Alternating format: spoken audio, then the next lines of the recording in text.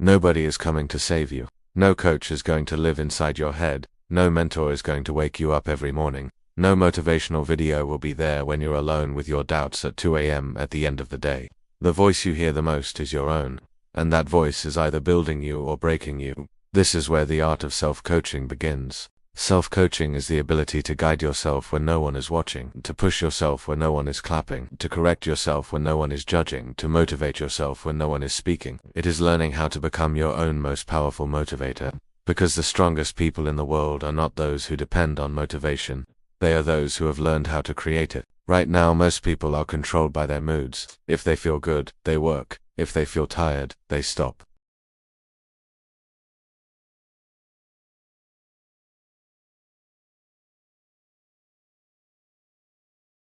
It is the moment you stop asking, "How do I feel?"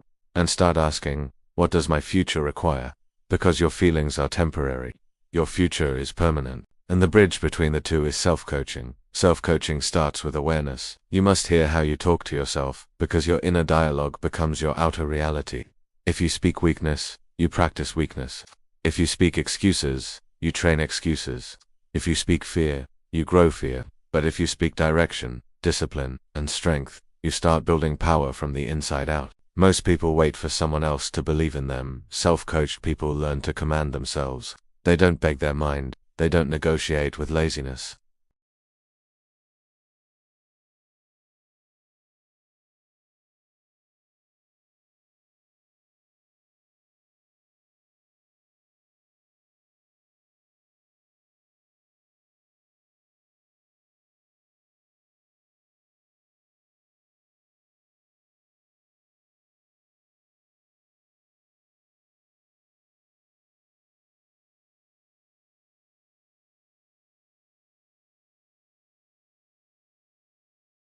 Self-coaching is leadership, and leadership always starts with the self. You cannot lead a business, a family, a body, or a future if you cannot lead your own mind. Self-coaching means you stop lying to yourself. You stop calling distraction rest. You stop calling avoidance waiting. You stop calling comfort self-care. You stop calling fear being realistic, and you start calling things what they are: weak habits, low standards, wasted potential. Not to hate yourself, but to train yourself, because self-coaching is not self-hate, it is self-respect. It is saying, "I know what I'm capable of, and I refuse to live beneath it." A real self-coach doesn't just hype you up, they also correct you. They ask you hard questions. Why did you quit so early? Why did you break that promise? Why did you waste that hour? Why are you repeating what you said you would change? And then they don't let you escape the answers. They guide you back to standards, because standards create structure, and structure creates progress. Self-coaching is understanding that no one is responsible for your consistency but you. No one is responsible for your discipline but you. No one is responsible for your mindset but you. You can be inspired by others, but you must be driven by yourself. The world is full of people who are emotionally motivated. They move when something excites them. Self-coached people are principle motivated. They move because it's time, because it's required, because it's who they decided to be. They don't need perfect conditions. They create conditions. They don't need constant encouragement. They build internal commands. Self-coaching means learning how to reset yourself. When you fail, you don't spiral, you study. When you get tired, you don't quit, you adjust. When you lose motivation, you don't wait, you refocus. You talk yourself forward. You say, "Okay, that didn't work. What's the lesson?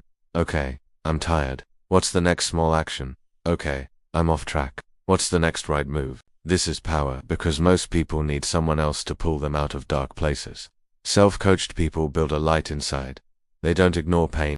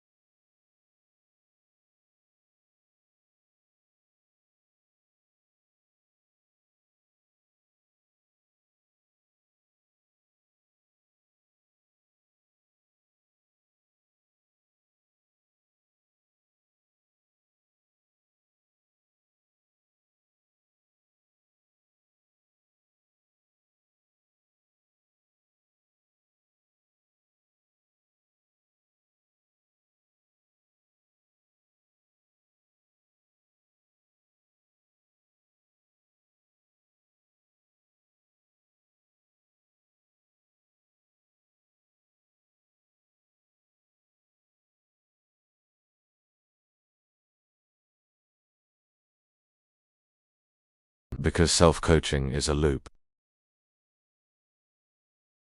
Action, reflection, correction, execution, over and over, until your behavior matches your ambition, and your identity matches your potential. Understand this. Motivation from the outside is fuel. Self-coaching builds the engine. External motivation fades.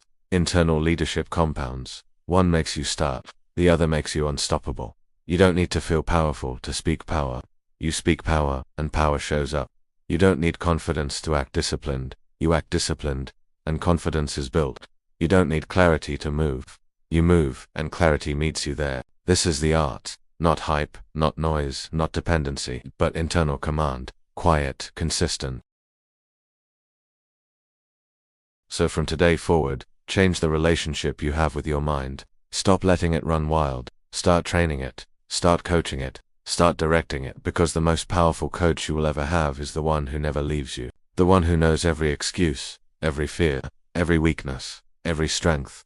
The one who is with you in every room, every loss, every win, every choice. You become your own motivator, become your own standard, become your own accountability, and watch how fast your life begins to respond. Because when you master self-coaching, you no longer wait to be pushed, you move on command.